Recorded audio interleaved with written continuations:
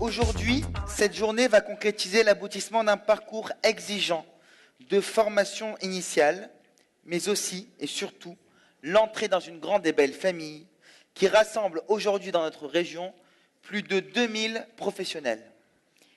Dans une poignée de minutes, vous allez prêter serment devant vos pairs, mais aussi devant vos parents, vos conjoints, vos enfants et devant vos amis. Vous allez jurer solennellement d'exercer votre profession avec probité et conscience.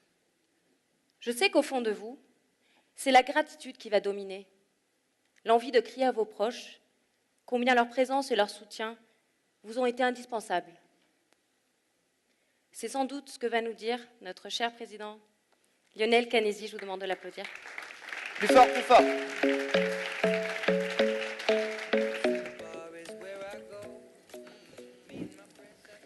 Mesdames, Messieurs, nous voilà réunis pour la prestation de serment.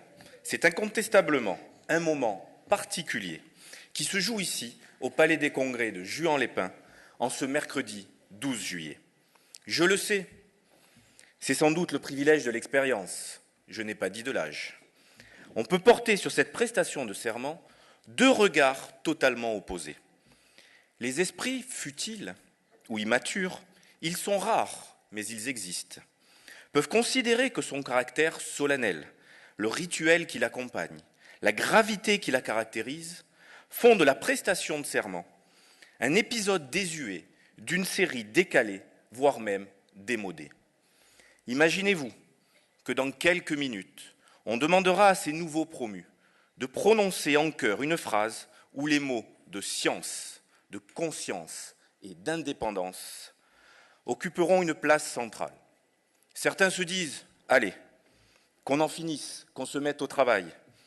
Les décorums, les cérémonies, les diplômes, ce n'est pas pour moi. » Sauf que ceux-là, ces esprits dont je persiste à penser qu'ils sont futiles ou immatures, cela passe à côté de l'essentiel. Et l'essentiel, ce sont les valeurs sans lesquelles la vie en général et la vie professionnelle en particulier n'ont pas de sens. Et tout simplement, c'est l'un des rares moments d'une vie qui doit rester gravé dans les esprits individuels, familiales et collectifs. Pourquoi ? Parce qu'il touche aux valeurs, science, conscience, indépendance. Je me garderai bien ici de vous livrer une interprétation méthodique, académique, universelle de ces trois mots. Si je le faisais, je me renierais. Et je renierais tout ce que mes prédécesseurs m'ont inculqué. Et pour être tout à fait honnête, ce que mes parents aussi m'ont appris. Celui qui a l'abominable prétention de dire à l'autre quel est le sens de la vie et quelle est la signification des valeurs qui doivent la guider, celui-là ne mérite pas d'être un expert comptable.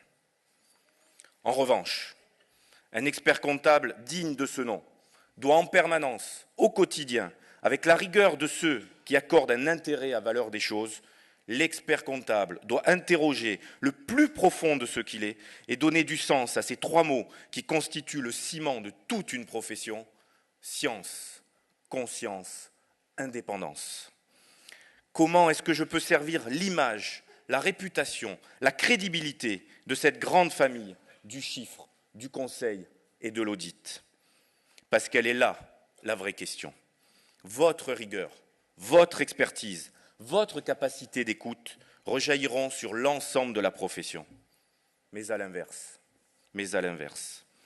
tout manquement, toute erreur, tout écart, qu'il soit déontologique, technique, humain, portera atteinte à la collectivité des experts comptables et salira une image que des générations ont contribué à fabriquer. Science, conscience, indépendance. Mettez toute votre énergie, tout votre enthousiasme à porter haut ces valeurs qui nous rassemblent. Ne vous laissez jamais guider uniquement par des considérations mercantiles.